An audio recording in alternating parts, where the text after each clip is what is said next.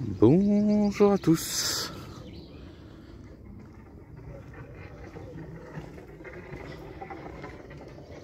Je suis au musée de la Grande Guerre à Meaux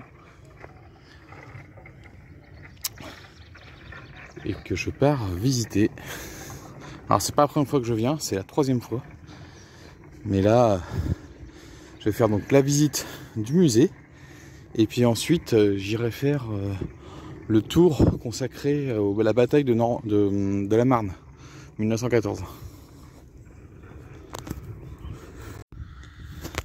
Le train qui fut fortement utilisé lors de la Première Guerre mondiale pour acheminer les troupes et les matériels.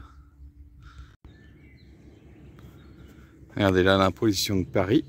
On a le cours de la Marne qui est juste là. Et là on a Meaux.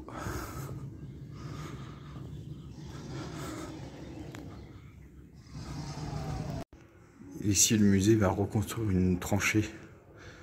Donc ça doit ouvrir pour le 11 novembre 2024. Et le musée date depuis le 11 novembre 2001. Et là vous avez le... je crois que c'est le mémorial des Américains, la statue des Américains. Alors le musée commence en 1870 avec la guerre franco-prussienne, parce que c'est une des conséquences de ce qu'on va voir à la Première Guerre mondiale, c'est-à-dire la mentalité française après cette défaite. Donc là on va voir dans la première partie du musée en fait comment psychologiquement on a préparé la population française à une prochaine guerre, ce qui va devenir la Première Guerre mondiale. Mais il y a eu 40 ans quand même de préparation physique et mentale pour dire on va aller en guerre.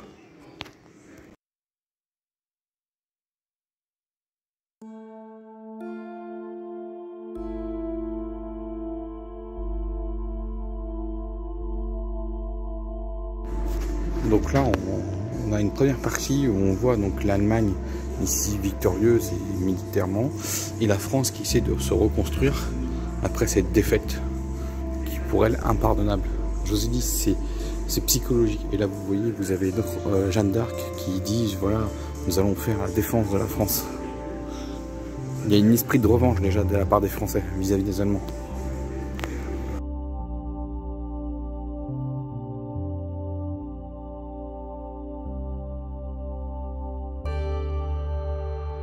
Voilà, donc avant qu'il y ait eu la Première Guerre mondiale, il y a eu le jeu des alliances. Donc vous avez la triple alliance en rouge et la triple entente en verte. Bon, les Italiens vont faire défaut, ils vont passer chez les rouges, chez les alliés. Mais il y avait une préparation. Et vous voyez, on est sur une Europe partagée. D'un côté, on va dire le bloc allemand, de l'autre côté,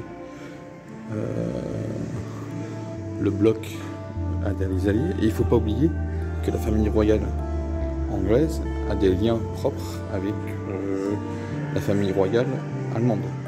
Et là vous voyez, on a donc ici l'Alsace et le petit bout de Lorraine qui a été mis dans le Reich.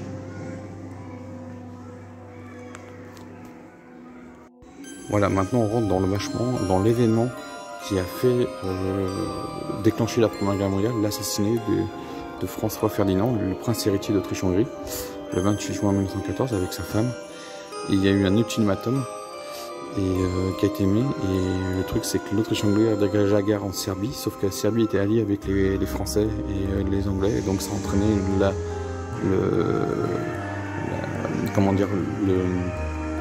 l'enchaînement, d'où la mobilisation générale à partir du 1er août. Et juste avant, le 31 juillet, il y a eu Jaurès qui s'est fait assassiner, qui était un homme de paix. Et voilà. Il faut savoir que l'assassin, Raoul Villain, a été mis en prison.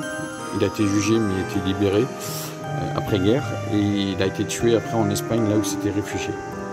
Et Raoul Villain, malheureusement pour moi, c'est un cousin éloigné de ma part, et lui, parce qu'on a les mêmes ancêtres au XVIIe siècle. Voilà le modèle de l'arme qui a été utilisé pour tuer le prince héritier.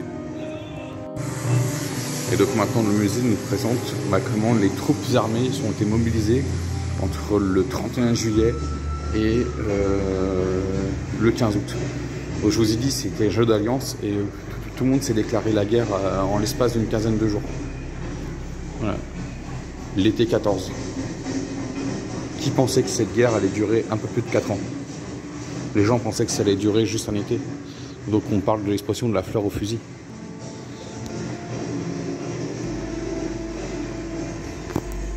« 10 millions de personnes sont mobilisées au début de la guerre. »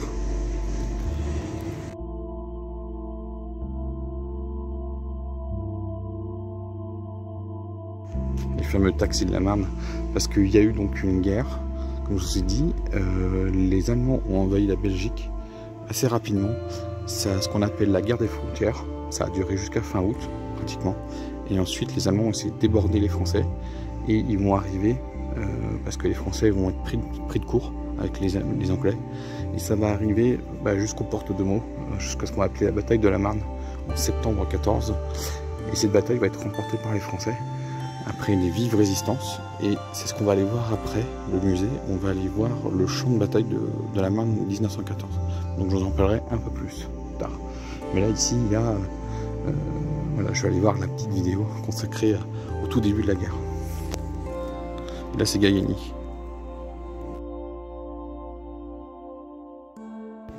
Là vous voyez les trajets des taxis de la Marne. Donc il y a eu le premier convoi et le deuxième convoi. Et en vert vous voyez l'avancée extrême des armées allemandes qui, après avoir perdu la bataille de la Marne, se sont repliés parce qu'il y a eu une contre-offensive. Et vous voyez, ils étaient plus très loin de Paris. Hein. Paris, c'est là. Regardez l'avancée allemande. On en reparlera tout à l'heure quand on sera dehors.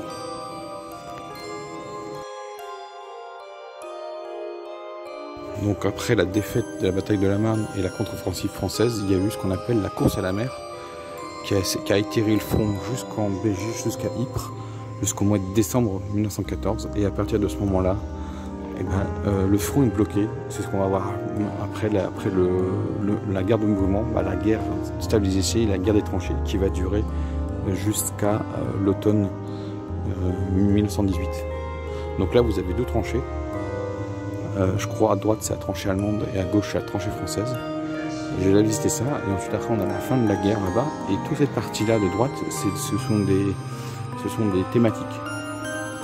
Voilà, c'est la guerre thématique, la guerre totale, la mobilisation, la nouvelle guerre, la guerre totale, les femmes et la société, la tranchée quotidien. Voilà. Donc on va d'abord parler de l'histoire, on va aller jusqu'au bout, jusqu'à l'armistice du 11 novembre et ensuite on fera la partie thématique.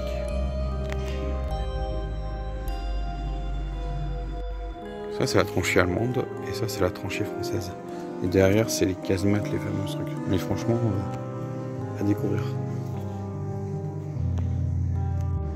Donc là, après la guerre de tranchées qui va durer 4 ans, il y a eu en 1917 la Russie fin 1917 qui a fait signer un traité de paix avec l'Allemagne et l'Autriche-Hongrie. Et en fait, les troupes de l'Triple Entente qui étaient à l'est ont été transvasées à l'ouest. Donc il y a eu une offensive au printemps 18 qui a été très rude et les Alliés ont réussi à la stopper. Et ensuite, ils ont inversé la tendance au cours de l'été 18 pour faire une contre-offensive à l'automne 18. Et ça, en fin de compte, les Allemands étaient dépassés, surtout que le front entre l'Italie et l'Autriche, l'Italie commence à gagner du terrain sur l'Autriche. Et il y a aussi le front autour de l'Empire des Ottomans, donc le front en Mésopotamie, le front en Palestine et le front en Grèce, qui ont complètement explosé. Et ce qui fait que les Alliés, ils ont réussi à percer en fait de partout. Et on a eu l'armistice le 11 novembre. Il faut savoir que il y a eu encore des morts le jour du 11 novembre. Parce que l'armistice a été, je crois que c'est 11h du matin qui a été signifié à tout le monde. Donc il y a eu encore quelques combats le jour du 11 novembre. Et il faut savoir que comme il y a aussi des conflits hors de l'Europe, parce qu'il y a eu en Afrique, dans les colonies, il faut savoir que les Allemands étaient encore puissants sur une de leurs colonies. Et ils attaquaient donc la Mozambique portugaise et la Rhodésie du Nord, donc c'est le Zimbabwe, qui était anglaise. Ils ont attaqué jusqu'au 14 novembre. Eux, ils se sont arrêtés le 14 novembre. Donc il y a eu encore des morts après l'armistice du 11 novembre. Voilà. Et après, comme je vous dis, on va aller voir les salles thématiques. Mais je vous dis, c'est un musée. Moi, la première fois que je suis venu, je suis resté 5 heures. Là, je vais rester beaucoup moins de temps parce que je le connais déjà. Vous voyez, en 4 ans de guerre, les tenues des soldats ont complètement changé. J'ai le musée pour moi tout seul, on est quand même le lundi de Pentecôte et je suis tout seul dans le musée, c'est un truc de dingue. Alors c'est vrai que c'est un musée qui a à peu près 90 000 visiteurs annuels, mais franchement, moi je vous le conseille pour ceux qui veulent avoir plus d'apprentissage sur le 14-18. C'est très très bien fait. Juste pour information, les Alliés étaient convaincus que la guerre allait durer jusqu'en 1919. Donc quand ils ont encore lancé des offensives, les Allemands, eux, voilà, ils étaient au bout, à bout, ils se sont repliés. Donc pendant tout septembre et octobre, on a essayé de résister au maximum, mais vu que tout s'écroulait, ils ont demandé l'armistice. Ça a surpris les Alliés. Plutôt un armistice, une cessation de tout là, puis après c'est devenu la capitulation. Donc là maintenant on va aller voir les différentes zones thématiques, et puis ensuite après on fera l'après-guerre qui va aller jusqu'à la Seconde Guerre mondiale, et après j'irai voir l'exposition temporaire consacrée aux soldats des colonies, et après on fera un tour sur les champs de bataille de la Marne en 1914.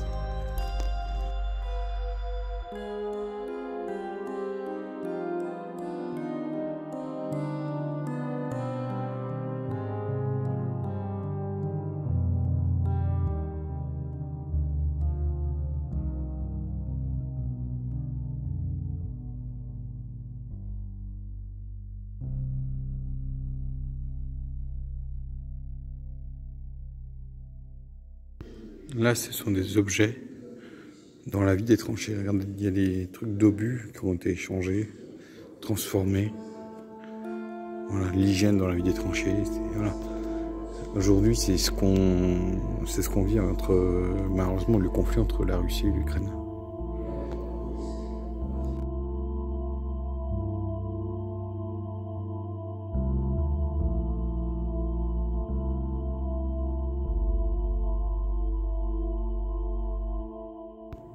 Là, on est dans l'espace consacré aux mutilés, aux blessés, mais aussi aux morts pendant la Première Guerre mondiale.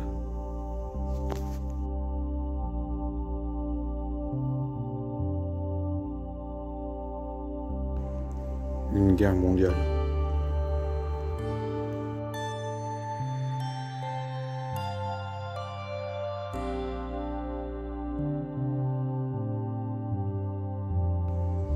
N'oublions pas, la France avec ses colonies, la Grande-Bretagne avec ses colonies, il y a eu beaucoup de soldats donc des futurs pays qui vont venir en Afrique, en Asie et bien sûr en Amérique, hein, parce que le Canada est un peu spécial. Et l'Océanie, il y a eu un effort de guerre important aussi. On n'oublie pas, mais il y a eu tous ces soldats, ce qu'on appelle le tirailleurs sénégalais et tout ce qui va avec.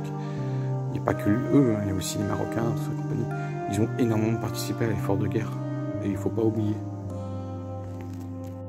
Voilà, comme j'ai dit, en Afrique, l'Allemagne avait 4 colonies, ils en ont perdu 3, et la dernière, ils ont vachement résisté. Et donc le général allemand, von Leuwert-Wöhrbeck, quand il est revenu en Allemagne, il était considéré comme un héros national. Parce que c'est une armée qui ne s'est pas vraiment rendue, c'est parce qu'il y a eu l'armistice. Il n'y aurait pas eu l'armistice, elle ne serait jamais rendue.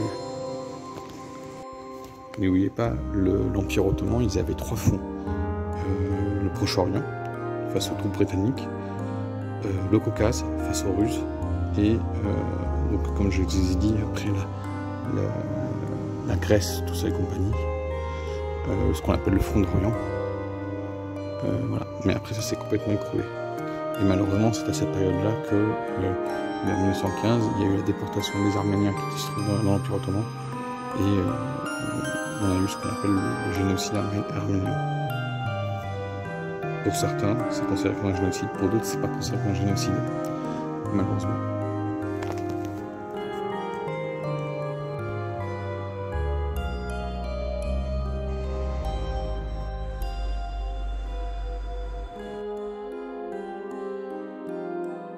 C'est l'intensification de la guerre sous-marine faite par les Allemands qu'en 1917, les Américains, après avoir perdu trop de navires, ont décidé de déclarer la guerre à l'Allemagne.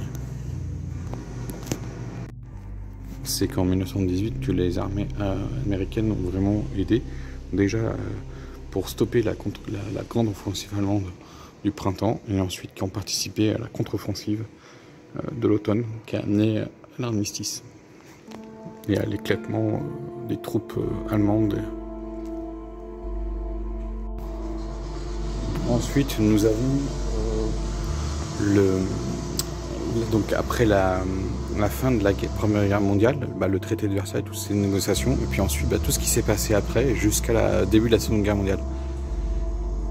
Et donc on voit comment ça a été difficile. Maintenant, je vais aller visiter l'exposition consacrée aux soldats des colonies. Voilà l'état de l'empire colonial français à la veille de 1914. Pour le Maroc et la Tunisie, c'est plus un protectorat. Et c'est pour ça qu'ils sont comme le Laos, le Cambodge, le Yaman.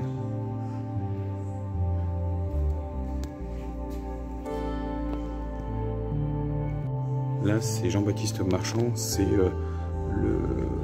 le militaire lié à l'épisode de Fadocha, parce qu'on voulait réunir, vous regardez bien, donc l'Empire équatorial français à la côte somalienne, et Fadocha se trouve quelque part par là. Il s'est fait bouter par les Anglais, comme on dit. Bon, cette exposition est pas mal, moi je vous le dis, je vous le conseille de le faire, donc c'est jusqu'à la fin de l'année 2024. Oui, on a les hommes qui ont fait la guerre. Et Blaise Diagne, c'est donc un député sénégalais qui est allé à l'Assemblée, c'est en son honneur que je trouve le nom de l'aéroport international du Sénégal. Voilà. Alors il a eu un rouge prédominant pendant la Première Guerre mondiale. Il a permis de recruter plus de 70 000 hommes pour venir se battre en France.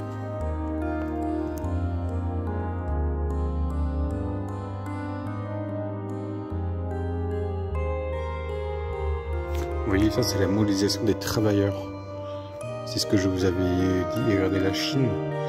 C'est ce que je vous avais montré au niveau de la Chine. Donc en total, il y en a eu 36 740 Chinois qui sont venus en France. L'Indochine, c'est presque 49 000. Madagascar, on est à plus de 5 000. Le Tunisie, c'est 18 000. L'Algérie, c'est 75 000. Le Maroc, 35 000. Donc eux, ils ont travaillé dans les usines. Voilà. Et les Chinois, comme je vous ai dit, c'est ce qui a fait le terreau de la présence chinoise en France, parce que certains ne sont pas revenus en Chine, parce qu'il y a eu, comme je vous l'ai dit, un changement politique entre-temps. Franchement, l'exposition est très bien faite.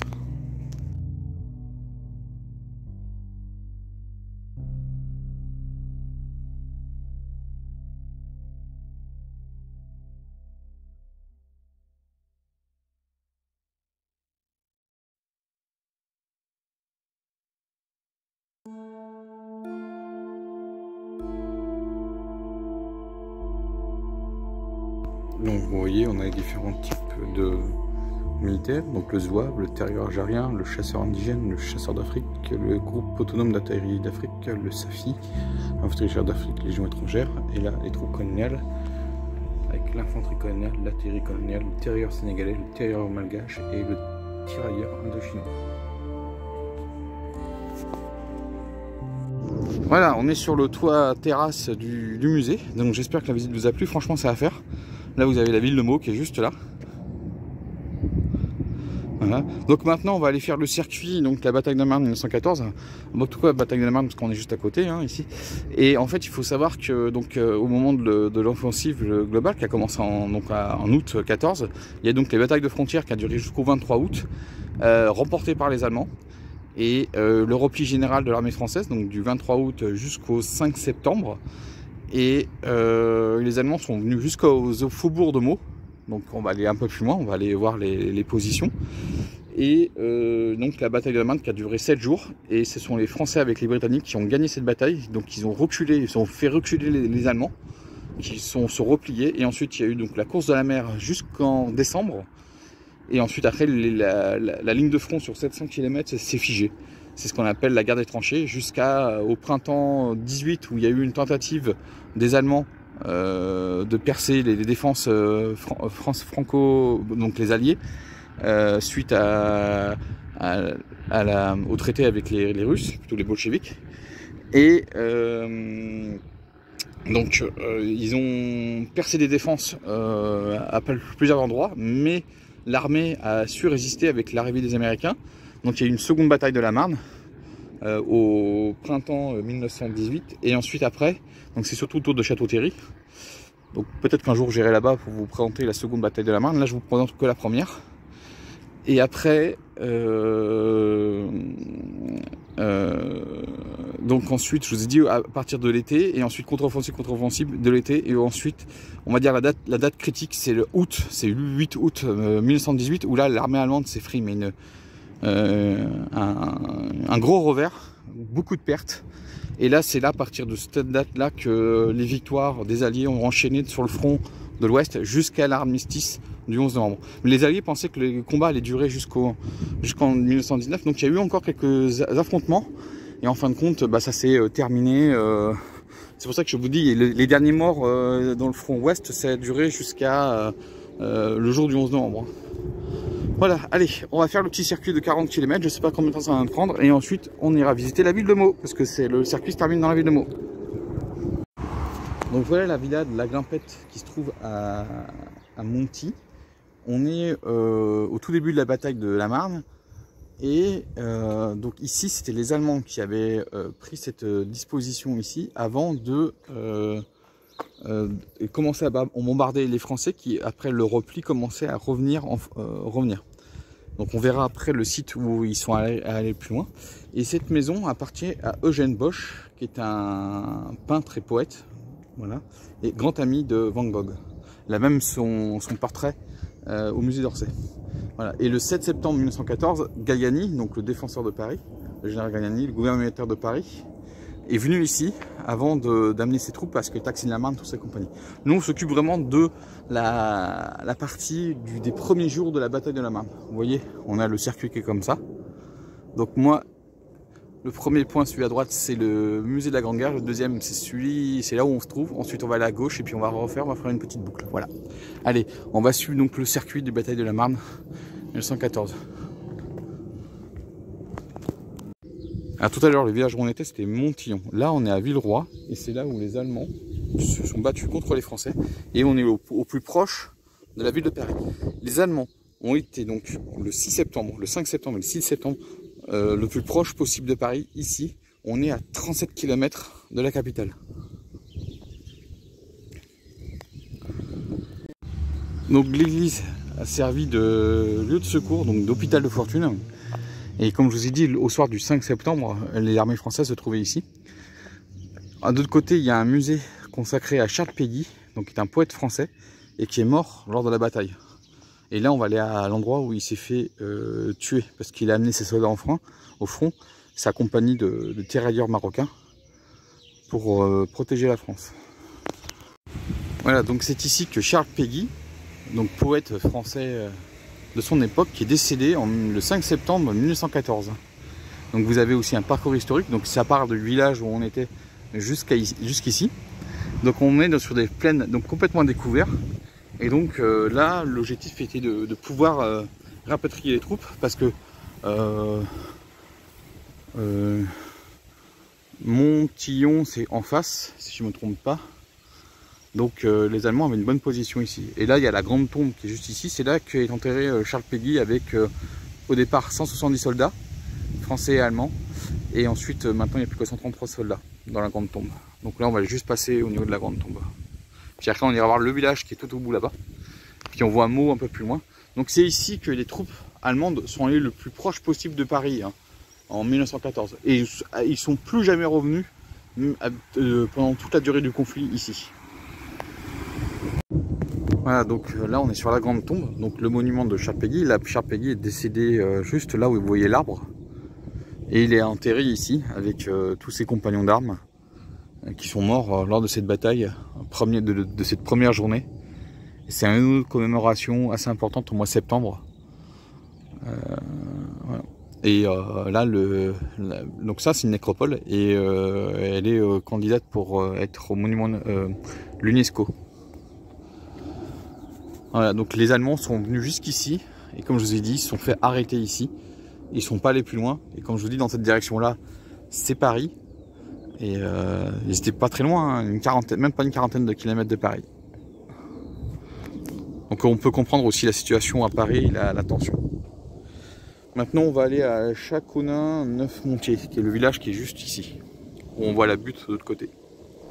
Donc voilà l'église Saint-Barthélemy. Alors, je ne peux pas rentrer malheureusement. Et là, il est 1h. J'ai commencé la visite du musée à 9h40.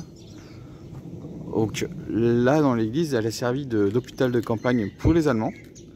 Et ensuite pour les Français.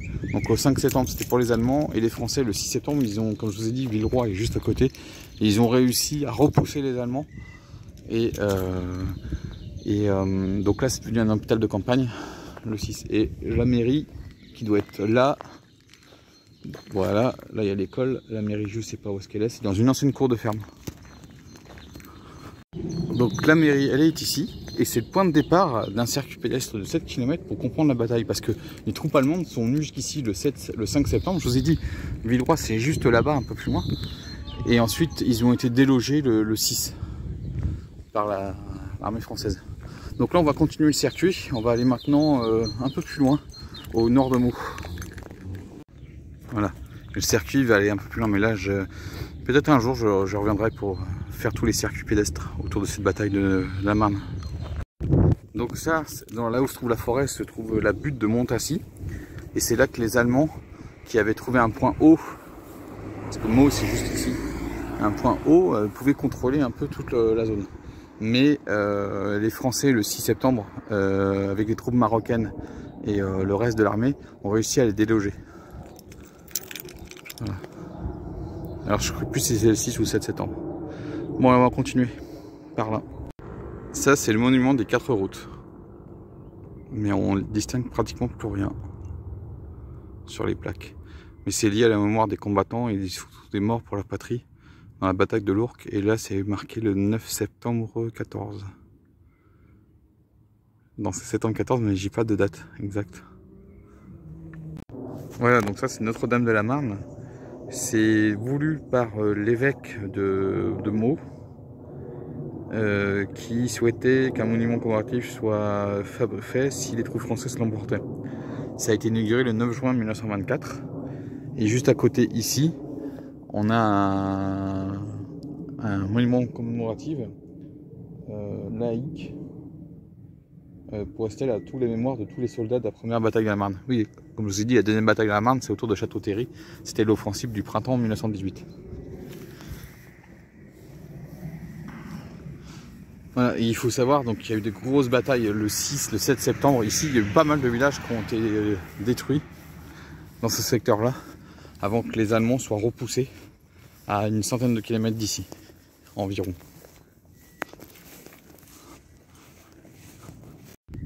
Donc là, les amis, on se rend pas compte, mais là, on a le champ de bataille. Donc le 6-7 septembre jusqu'au 10 septembre, ça a été ici. Les Français se font canarder dessus, ils avancent, ils sont hyper repérables avec leurs vêtements. Je vous ai dit, les vêtements de la première guerre, au début de la première guerre et la fin de la première guerre, ils ont complètement changé.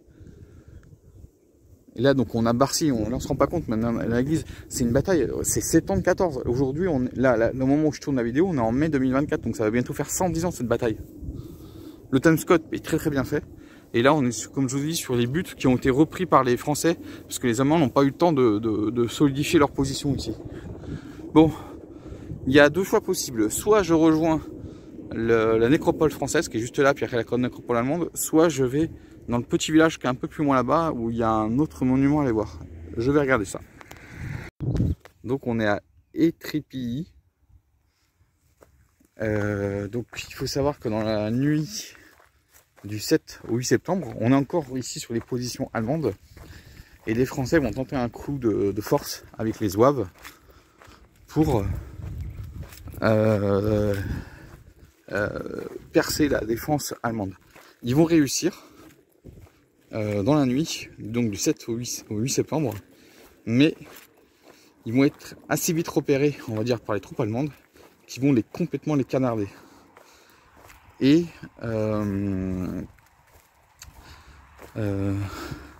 il va y avoir plus de 1000 morts dans cette bataille. Voilà, vous voyez, à la mémoire des soldats de l'armée de l'Ourcq, c'est ça que je cherchais.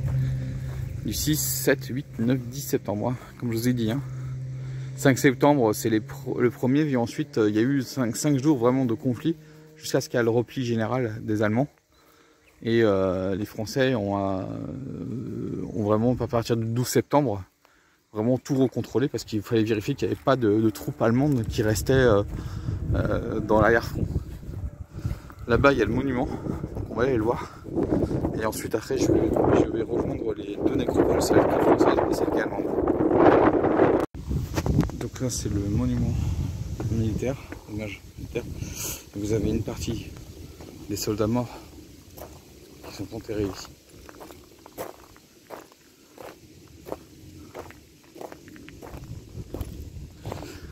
Voilà, comme je vous ai dit, c'est ces batailles dans la nuit du 7 au 8 septembre. Et ensuite, les Français sont retournés à la charge le 9 septembre. Et ils ont libéré cette zone-là, avant que l'ordre général de repli des Allemands ait lieu quasiment dans la foulée. Voilà, là on a un point d'étape sur le 9 septembre 14, donc la 6e armée, celle qui vient de Paris. Donc là on a vraiment la 6e armée, la première armée allemande, et puis ensuite on a la 2e armée allemande qui est ici, la 5e armée française, la troupe britannique, si je ne me trompe pas, l'expédition britannique. Donc c'est vraiment une bataille entre Véring, Crépy-en-Valois, Nanteuil, bien sûr Meaux ici, jusqu'à ici faire Champois, voilà, c'est Château-Thierry, tout ça. La deuxième bataille de la Marne est plus dans ce secteur-là, moins dans ce secteur-là, mais plus dans ce secteur-là. Et là, on est sur des tombes collectives, on n'est pas sur des tombes individuelles, donc parce que ça a été déjà vu qu'ici, en 1915, il y avait, la ligne de front était beaucoup plus loin. Quand ils ont enterré les soldats ici, là ils sont dans... C'est pas des tombes individuelles, c'est vraiment des tombes collectives. Là donc, vous avez les catholiques, et comme je vous ai dit, il y a les troupes marocaines, ici, et donc vous avez une tombe musulmane. Voilà. Alors ça c'est plutôt des tombes individuelles. Ouais, ça c'est des tombes individuelles. Je crois qu'il y a après les tombes collectives. Voilà, donc maintenant on va aller voir la nécropole française qui se trouve un peu plus loin en arrière, plus l'autre nécropole allemande. Et après encore un autre lieu de la bataille, donc c'est plutôt autour du 7 septembre si je ne me trompe pas. Et après on retourne à Meaux. Donc là on est dans la nécropole nationale de Chambry. Donc ça c'est le cimetière français. Juste à côté il y a l'allemand que je vais aller voir juste après. Donc là vous avez les tombes individuelles, il y a à peu près 300 tombes individuelles ici. Et dans les 4 ossuaires qui sont là, c'est le corps de 900 soldats, un peu plus de 900 soldats qui sont enterrés ici. Donc vous avez l'hommage à tous les régiments présents. Donc vous voyez le 48, 62, non 46, 82, 89, 77. Le 1, 2, 3e Souaves, les tirailleurs algériens, mais aussi la brigade marocaine, qui ont fortement défendu cette région, le 1er et 2e régiment des chasseurs indigènes, les tirailleurs marocains. Donc voilà. Et là, vous entendez, hop, c'est le TGV qui relie Paris à Strasbourg, et qui relie aussi à l'Allemagne. Paradoxe de l'histoire. Mais non, reste guerre terrible, maintenant on est en paix avec les Allemands. Voilà. Donc là vous avez les croix pour les personnes de confession catholique. Alors ce sont les gens qui étaient enterrés dans les cimetières communaux qui ont été venus ici, qui ne sont pas forcément morts au moment de la bataille de la Marne, mais qui sont morts dans les 4 ans qui ont suivi. Et vous avez aussi donc des musulmans qui sont morts. Vous voyez, on a là on a le Coran, une tirade du Coran présent. Bon, maintenant je vais au cimetière militaire allemand qui est juste de l'autre côté. Et après je vais aller voir un autre cimetière celui de Chambry, qui a une certaine priorité. Et après, je me dirige vers Meaux. Voilà donc la nécropole allemande qui est juste à côté de la nécropole française. La nécropole française, c'est juste de côté de la voie ferrée du TGV et juste là où il y a les massifs des arbres. Là, c'est la nécropole allemande. Il n'y a pas beaucoup de renseignements, il n'y a pas de panneau d'information, c'est un peu dommage. Donc là, je pense qu'il y a, c'est un ossuaire aussi ici en dessous. Parce que là, ils disent qu'il y a à peu près presque 1000 soldats enterrés ici. Donc quelques tombes individuelles et surtout beaucoup de collectifs. À côté, il y a le village de Varedes où il y a eu une prise d'otage. En fait, les Allemands pensaient que les civils français avaient trahi les positions allemandes. Et donc, ils ont capturé une quinzaine de personnes, dont l'abbé. Certains sont morts dès le premier jour. D'autres sont pas ce qu'ils sont devenus quand ils sont partis dans les zones retranchées par les Allemands. Et le plus jeune des otages, qui avait 13 ans, lui, il a pu être récupéré par la Croix-Rouge suisse, qui a pu l'extraire de l'Allemagne et pour qu'il puisse, via la Suisse, pour rentrer en France. Mais lui, il est rentré qu'en avril 1915. Voilà. Et là, c'était en septembre 1914. Putain, quand on entend le silence qu'il y a ici et qu'on ne se rend pas compte qu'il y a 110 ans, il y avait une des plus grandes batailles de la Première Guerre mondiale. Alors presque 110 ans, comme c'est en septembre et que moi je suis au mois de mai. Voilà. Allez, maintenant, direction Meaux. Donc là, je suis à Chambry, je suis dans le cimetière civil. Et le mur que vous voyez en face, il porte encore les stigmates de la guerre de 14-18. De la bataille qui a lieu entre le 6 et le 8 septembre, ici, entre les troupes marocaines, les troupes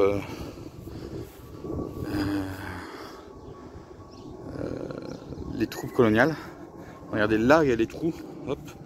Vous pouvez mettre une mitraillette et puis vous tirez sur les Allemands. Voilà. Ça a duré 2 jours de combat parce que parfois les Français avaient récupéré le site, parfois les Allemands avaient récupéré le site, et en fin de compte les Français à la fin ont récupéré le site. Donc c'était un lieu de changement. Donc là il faut s'imaginer, là vous avez tous les trous dans ce signe, là ici, en 1914 ils ont ouvert, ils ont creusé, et là ils canardaient les Allemands. On voit juste un TGV qui vient de passer, les nécropoles sont juste là-bas.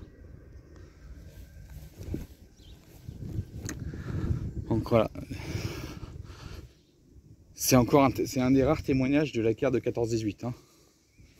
Là-bas, vous avez une explication de ce qui s'est passé, et ensuite à côté vous avez un sûr. Il faut savoir que il y a une chapelle qui a servi d'infirmerie, et puis il y avait aussi des tranchées qui étaient faites à l'extérieur. Là maintenant, je vais retourner donc au musée de la Grande Guerre à Meaux. Juste à côté, il y avait donc le monument américain. Donc je vais aller le voir, je ne l'avais pas vu à l'aller. Et je vous dis, ça fait vraiment 2 heures le circuit. Hein. Et ensuite, je verrai si oui ou non, je verrai jusqu'à la cathédrale de Meaux ou si je continue après. Parce que j'avais prévu de visiter Meaux un peu plus en profondeur. Parce qu'il y a pas mal de choses à voir à Meaux. Et je ne sais pas si je vais intégrer ou pas la visite de Meaux. Donc on verra, je vous le dirai tout à l'heure. Donc voilà, je suis revenu au niveau du musée. Donc je suis au niveau du monument américain, qui est juste à côté de moi, mais je vais vous montrer juste après. Là, je vous ai dit, ils sont en train de faire une tranchée pédagogique, donc elle doit ouvrir en novembre 2024. Et donc là, vous avez donc le monument américain, donc de l'artiste Frédéric MacMonnies. Et donc elle fait 26 mètres de haut, il y a 220 blocs de pierre de Lorraine. Ça représente une femme à la poitrine nue, dressée sur ce qui reste d'un champ de bataille. Elle porte un homme mort, un autre qui gît à ses pieds. Et elle incarne la France et la liberté. Elle aborde 2 emblèmes, l'étendard et les drapeaux surmontés. Ouh là là. Eh mais c'est Roissy à côté ou quoi? D'un coq, d'un bonnet phrygien, des fleurs de lys sur un drap qui le coupe partiellement. Donc le monument a été inauguré le 11 septembre 1932. Et en bas vous avez donc la phrase de Joffre. Parce que pour la contre-offensive, comme je vous ai dit, le 5-6, il y a la progression allemande qui est stoppée. Et le 7 septembre, il y a la contre-offensive générale qui est envoyée par Joffre. Et donc sur 100 km, entre Meaux ici jusqu'à Verdun, si je ne me trompe pas, ou avant, c'est la contre-offensive de la Marne, et ce qui va entraîner donc ce qu'on appelle la première bataille de la Marne. Donc j'espère que cette balade qui prend du temps, parce que si c'est la première fois que vous venez voir le musée, vous comptez au moins 4 à 5 heures. Moi non, parce que je savais, c'est pas la première fois. Et ensuite le circuit de voiture que je viens de faire, c'est au moins 2h30 largement, mine de rien, parce qu'il y a beaucoup de choses à voir et beaucoup de choses à découvrir et beaucoup de recueillements à faire. Et voilà, donc je vais vous laisser ici. J'irai visiter la ville de Meaux un peu plus tard, une prochaine fois, parce que je ne suis qu'à 40-45 minutes de la ville de Meaux, donc j'irai la visiter. Et moi je vous laisse, moi je vous dis ciao et à la prochaine. C'est vrai qu'on n'est pas très loin de Roissy, donc il peut y avoir les avions de temps en temps qui font leur virage ici.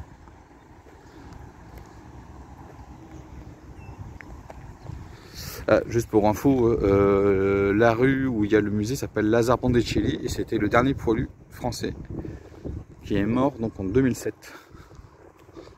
Ça fait pas si longtemps que ça.